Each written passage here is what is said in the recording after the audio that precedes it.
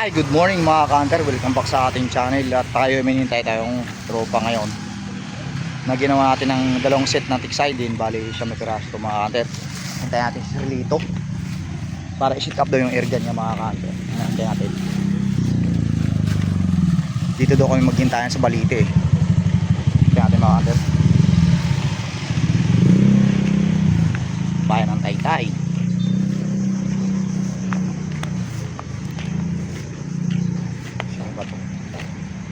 Hindi ko alam kung dala niya yung owner niya o yung kanyang motor. Nakamotor. Ayun na. Ay, Sirlito. Dumating na. Ayan na, si Sirlito. Welcome po sa ating channel, sir. Ito yung isang set. Yan. Pupunta kami sa shop niya. Pupunta kami sa shop ni Sirlito para testing yung kanyang airgun na si Auto. Yan. Let's go mga hunter. Papunta kami ngayon ni Sirlito sa kanyang shop.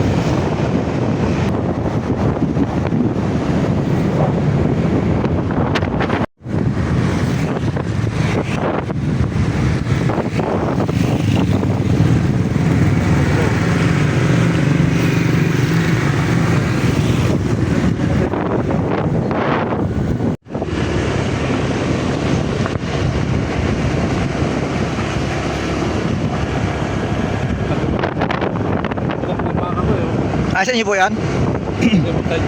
Ay, oo. Yan yung dinadala ni, ni Bugito sa bahay niya, sa loob eh. Sa video yan, isama. Luwang pala ng luto niya, sir. Okay. Maganda dito. Yan, dito na kami sa bahay ni Sirlito. Try natin makita natin yung area niya. Ito na yung full set na ginawa ko. Dalawang clip, bali 150 meters yung isang clip nito. Matagal lang maubos to, taon na yan.